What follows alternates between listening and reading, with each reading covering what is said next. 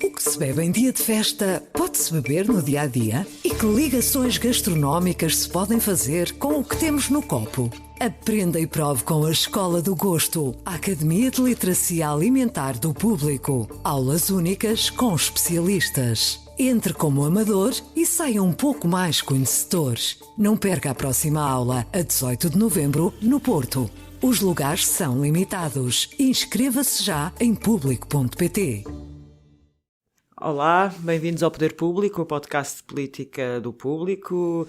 Temos aqui a São José Almeida, redatora principal do Público, Sónia Sapage, editora de política, Helena Pereira, editora executiva. Olá, boa tarde. E eu, Ana Sá Lopes. E vou começar ali por desafiar a Sónia Sapage a fazer uma avaliação da extraordinária, encantadora, deslumbrante remodelação, bem, estes adjetivos se calhar são um bocadinho excessivos, que tivemos no passado fim de semana. Achaste assim tão deslumbrante? Com esses adjetivos eu não sou capaz de dizer mais nada. Sobretudo se forem críticas. Tão irónicos. Vamos usar um bocadinho de ironia, também não faz mal. Mas o que é que achaste da remodelação que António Costa fez, a propósito, objetivamente, da escolha do cabeça de lista? Nós já fomos discutindo isso ao longo da semana, em conversas entre nós, e acho que algumas críticas são certeiras e outras análises também.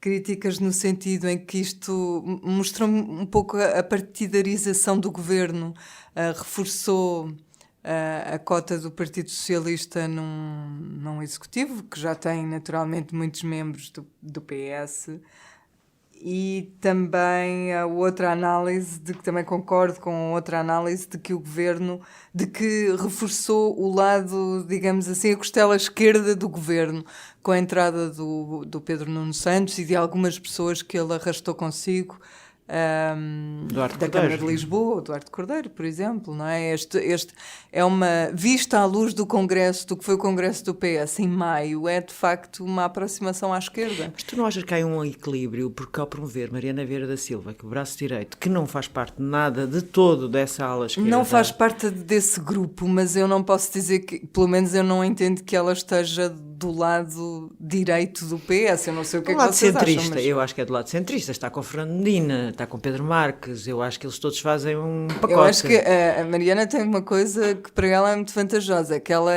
é um bocadinho quase o cimento que une toda a gente, e não é por acaso que ela estava na função que estava, ali de alicerce do primeiro-ministro. E agora e foi promovida também, não é? Esta promoção dos jovens é outro sinal que é Tu achas que a Mariana Vieira da Silva pode continuar a fazer o papel que fazia até agora, que era quase um braço direito, esquerdo, adjunta, sei lá o quê, de António Costa, estando como Ministra da Presidência? Eu acho que dificilmente ela terá tempo para fazer isso. Apesar de muito do trabalho do Ministério da Presidência também passar por aí. Mas ela tem outra pasta importante, que é a modernização administrativa, que tem sido muito importante neste governo. Tem sido uma reforma forte e acho que a ida de Maria Manuela Leitão Marques para a Europa também não pode ser separada de tudo o que ela fez cá. Porque ainda esta semana houve notícias de que ia haver um novo cartão de cidadão europeu que é muito inspirado no nosso cartão de cidadão. Portanto, ela vai ter um papel na Europa também a esse nível importante. E isso pode explicar porque é que ela saiu daqui. Mas acho que dificilmente ela terá tempo para fazer as duas coisas. E o Duarte Cordeiro estará lá para isso mesmo. As funções da Mariana Vieira da Silva não deixam de ser as que eram, não é? Mas havia um lado pessoal, mas havia um lado pessoal da relação de António Costa com Mariana Vieira da Silva, que foi criado nestes 3 anos. A brincar, e um bocadinho antes do governo também, acho que já vem um ano antes, não Sim, sei mas quê. não... Mas ele, aliás, eu ia que ele chamasse o Xanax de Costa. Portanto, havia ali um lado que o Duarte Cordeiro vai conseguir... Ele foi diretor de campanha de António Costa, nós sabemos. Vai cobrir aquelas funções. Eu não estou a ver a andar com António Costa ao colo. Eu, por acaso acho que ela vai conseguir, pode continuar a fazer esse tipo de aconselhamento de Xanax de Costa. Sim. É quando o Costa tem aquelas fúrias... Se virmos é assim, são 8 meses, é pouco tempo. Ela herdou a equipa estabilizada da Maria Manuela Leitão Marques. Os secretários de Estado não mudaram. Mas tinha mudado em outubro. Sim, mas eu acho que é assim, o que é mais importante nesta altura? É o governo concentrar-se neste final de mandato com vista às eleições. Quer dizer, estou a dizer isto que é mais importante na perspectiva do governo. Portanto, nessa medida, isso é mais importante, se calhar, do que o que falta, as burocracias que falta cumprir no Simplex, não é? Portanto, eu acho que eu diria que se eu fosse António Costa não prescindiria de repente de um trabalho que tem funcionado e que eu acho Mas que repara, é importante. Eu acho que vocês estão a fazer... Ela acompanhava-o para imensas situações. Sim, a Mariana Vieira da Silva vai deixar de poder andar fisicamente atrás de Costa. Sim. Não está no mesmo edifício. E tem funções que são extremamente exigentes. O Ministério da Presidência e da Modernização Administrativa, o que falta do Simplex, embora o grosso já esteja lançado, a concretização do Simplex é complexa, não é uma coisa que já está feito, já foi, não está aquilo. Há programas que têm que ser acompanhados e cumpridos, tem um secretário de Estado da Modernização Administrativa para isso. Mas, da parte da ministra, tem que ser acompanhada. E depois, há todo o trabalho da presidência do Conselho de Ministros. Mariana Vieira da Silva vai ter que organizar um Conselho de Ministros semanal e a organização entre os vários ministérios, coordenar quais os diplomas que vão nesta semana, e que é uma coordenação importantíssima. Ela passa a ser o Xanax do governo. Pronto, como todo ele, não só do primeiro-ministro, mas se calhar do governo, não é? Exatamente. Que são funções muito de sombra e que ela tem todo o perfil para as poder desempenhar, mas nem de todo não faz nenhum sentido pensar que a Mariana Vieira da Silva vai continuar a estar ali no gabinete ao lado do gabinete do Costa, em São Bento, ou andar com ele no carro pelo país. Não vai, não pode, não tem tempo para isso. Isso pode ser prejudicial para António Costa, São José? Acho que não, porque eu acho que o Duarte Cordeiro é uma pessoa muito preparada e com grande capacidade de gerir agendas, até pelo seu trabalho de coordenação de campanhas e de saídas. O facto de ele ter coordenado a campanha eleitoral do Alegre, a campanha do Costa nas legislativas e antes a campanha interna do Costa, não é? Portanto, ele já tem dois momentos de trabalho direto com Costa em que teve que gerir, de facto, agendas e coordenar não só uma agenda de campanha, mas também coordenar os vários intervenientes, os vários momentos, quando fala ou não fala. Portanto, eu acho que Portanto, achas que António Costa não vai sentir falta do Xanax? Não vai sentir falta do Xanax? Não acho que não vai. Penso que toma um Benuron e pronto. Não, eu não acho. Se passa. Eu como escrevi aqui assim, no Público, eu acho que isto é a remodelação complementar do que se passou em outubro. Ele não queria tirar o Pedro Marques, não agora, e, portanto, foi obrigado a remodelar mais cedo em outubro, quando era para remodelar tudo agora, por causa da demissão do Ministro da Defesa. E eu penso que o global desta remodelação em dois momentos, há um reforço de subida hierárquica no poder de pessoas mais novas, com menos idade, embora não sejam jovens, ninguém com mais de 40 anos é jovem, mas há esse reforço, mas não acho que seja um reforço da esquerda do PS, porque eles já lá estavam. Quer dizer, entra o Duarte Cordeiro, sim, para secretário de Estado. E o Pedro Nuno é promovido a ministro. Sim, é uma promoção... Eu acho que há uma promoção, é dos novos quadros do PS, porque também, se nós virmos, quer dizer, o Pedro Marques sai, mas ao ir para líder da lista, para o Parlamento Europeu, é uma enorme promoção. Gigantesca. Que o chamado grupo... Nem o António Costa, o Vera Sousa Franco, cabeça de lista, quando o António Costa a primeira vez vai, é número 2. Mas deixa-me dizer uma coisa em relação a isso. É que o Pedro Nuno vai ter dossiês em que esta questão da esquerda-direita vai ter de ficar muito clara. E na habitação, na nacionalização do CTT, por exemplo, o outro é... A questão da nacionalização do CTT já está resolvida e arrumada, porque não é para agora. Já disse o Primeiro-Ministro, eu não acredito. Quer dizer, ou então está tudo doido e o Costa endoideceu, não é?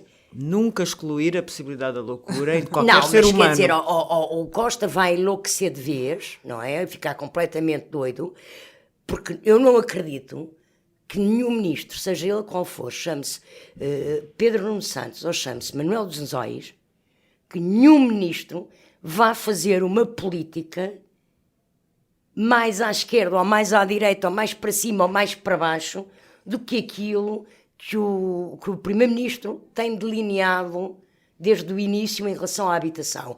Ele tem andado gradualmente a dar força à questão da habitação e a criação agora do Ministério, depois da criação da Secretaria de Estado, tem esse propósito e não acredito que haja nenhum acordo feito à volta das questões da habitação com o PCP e com o BE que saia fora daquilo que o Primeiro-Ministro tem delineado para o setor. E isso já se viu quando foi a razão porque, aliás, a Helena Roseta se demite do grupo de trabalho no Parlamento, foi precisamente quando António Costa se passou, porque percebeu que o PS no Parlamento e no grupo de trabalho estava só a dar gás e a desenvolver as questões da habitação negociadas com o PC e com o Bloco e não fazia a negociação daquilo que era a sua grande medida do António Costa para fomentar o mercado de arrendamento, que era a questão dos benefícios fiscais para as rendas a longo prazo, que depois que ele queria negociar com o PSD. Isso portanto, que tu estás a dizer dá força à questão do governo de um homem só, não é? Ele é que decide. Claro que é. Pronto. Eu também acho que é um governo do homem só. Coordenação. Aliás, há duas pessoas neste governo que mandam realmente. Vocês acham que o Pedro Nuno na Assembleia não era importante? No relacionamento com o Bloco tinha alguma importância. Tinha uma importância relativa. Tinha a importância de negociar e aturar todos os dias o BE e o PC, o que é uma obra heroica. Agora, ele fazia o que o Primeiro-Ministro tinha decidido e delineado. E mesmo a autonomia do Centeno, não acho que seja uma autonomia.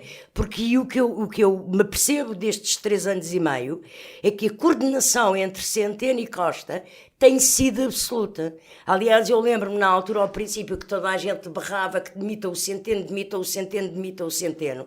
Lembro-me que na altura fiz um comentário sobre isso, a dizer que o Centeno é o Ministro das Finanças do Costa para a vida e para a morte. E vamos ver se é depois das eleições. Será para a próxima legislatura. Ele não quer. Tanto quanto eu sei, tanto quanto no público já noticiou, o Costa pretende continuar com o Centeno a Ministro das Finanças. O Costa pretende continuar com o Centeno a Ministro das Finanças.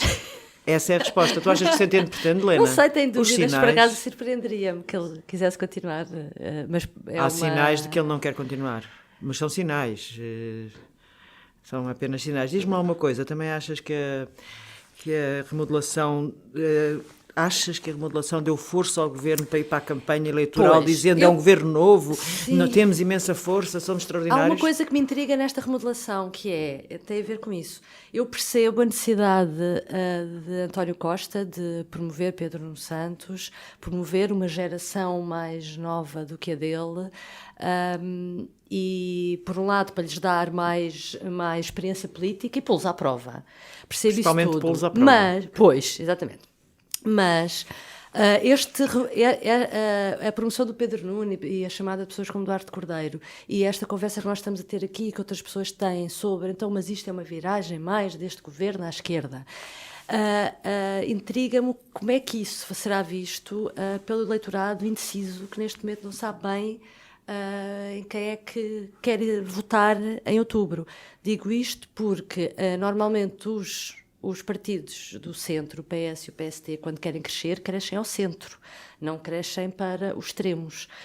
E tendo em conta que as últimas sondagens dizem que o PS está mais longe da maioria absoluta, quer dizer, se calhar até poderia eleitoralmente, não sei, pergunto, eleitoralmente se fazer mais sentido ele, António Costa, chamar pessoas não da ala esquerda, mas ou mais apartidárias ou do centro, precisamente para dizer, atenção, que eu...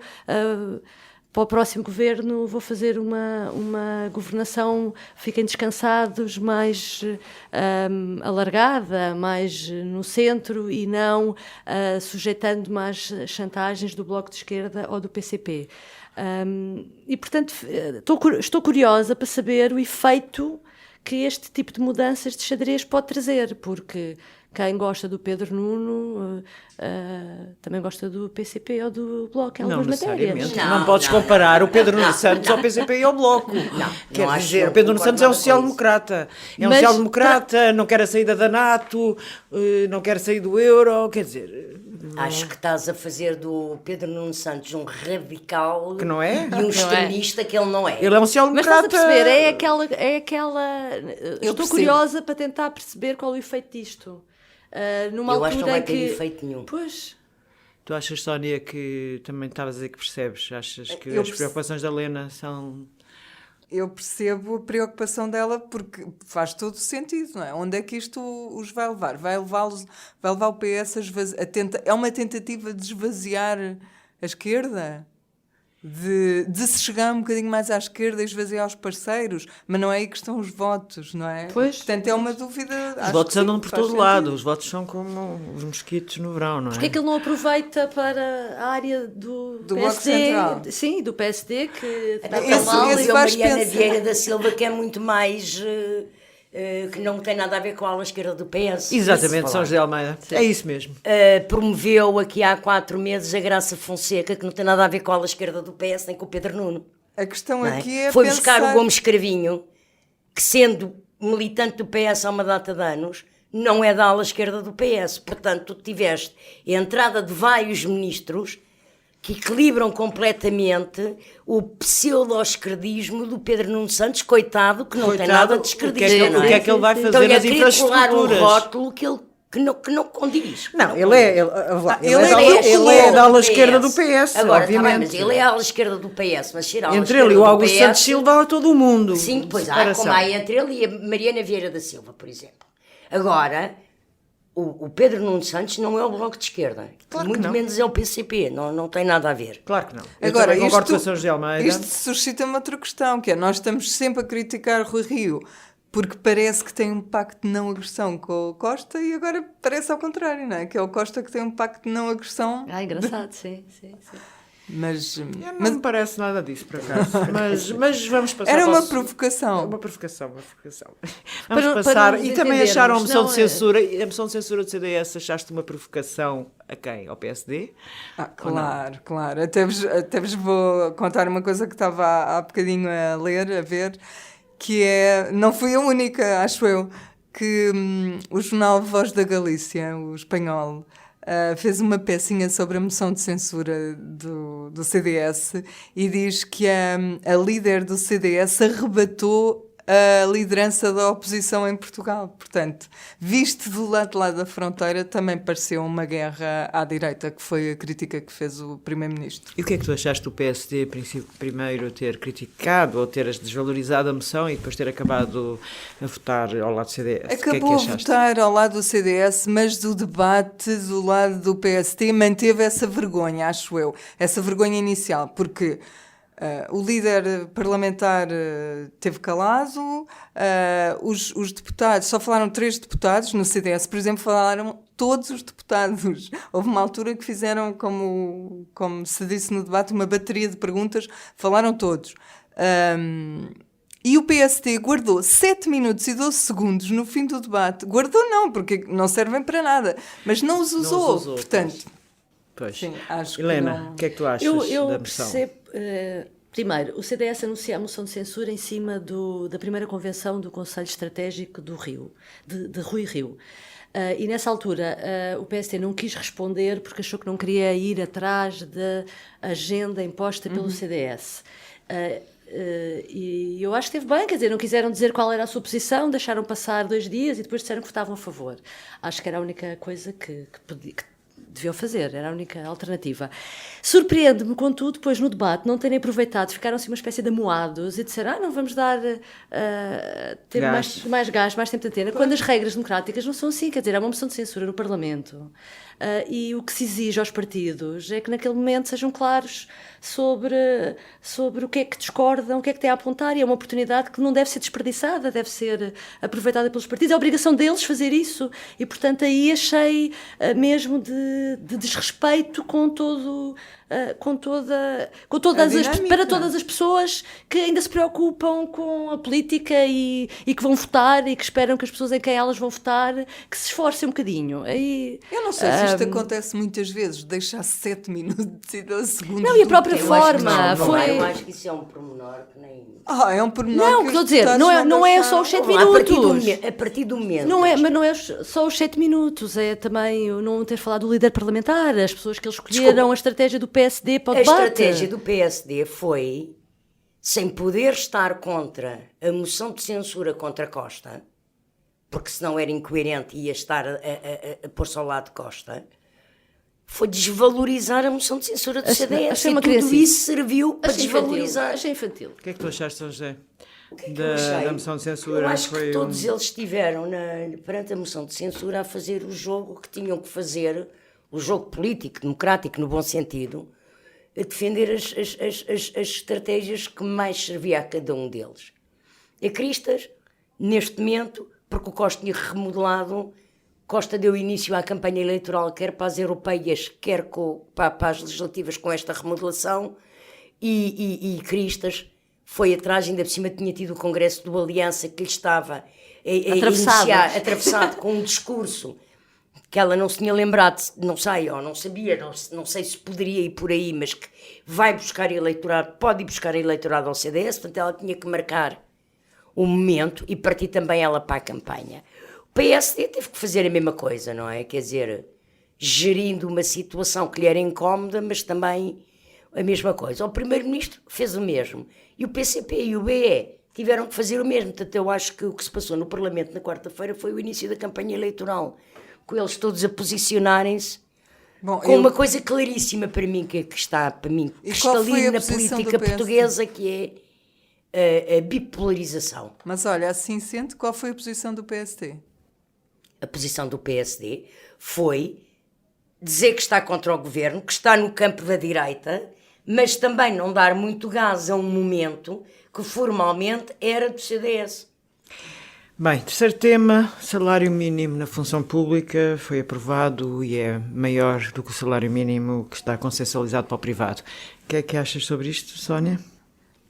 Tem havido um partido que tem falado sobre esse assunto, que é o PST, que tem criticado o facto de haver 2 salários mínimos nacionais. Porque na prática ficas com um no privado e outro na função pública e não há expectativa de que eles se aproximem. Mas o curioso é que esse partido, o PSD, não tem nenhuma proposta no Parlamento sobre o assunto, nem tenciona vir a ter. E isso, eu acho que para o PST era complicado propor agora o salário mínimo no privado a aumentar para 635 euros, porque teriam de ser os patrões a pagar tudo isso. E percebo que o Rui Rio fique preso nos seus próprios argumentos. Mas o PST diz que cabe ao governo consensualizar com os parceiros sociais e ficar com as ONGs, no fundo. Mas a verdade é que há um levantamento feito que diz que há 70 mil funcionários públicos que usufruem deste aumento e 688 mil no privado, salvo erro, que não usufruem.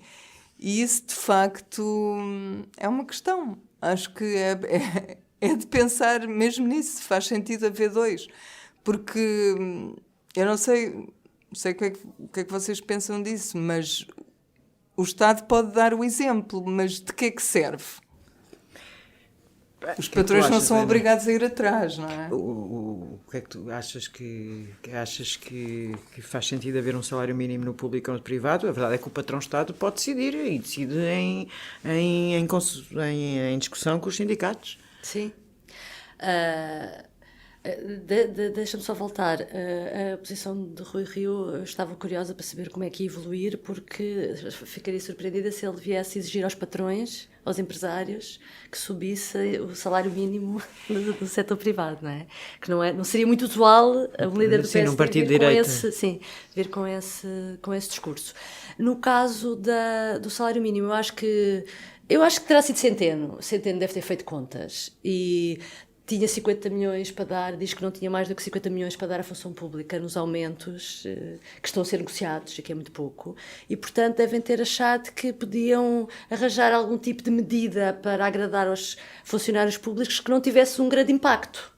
E então lembraram-se de aumentar o salário mínimo em vez de fazer uma mudança mais profunda nas progressões e na revisão da tabela.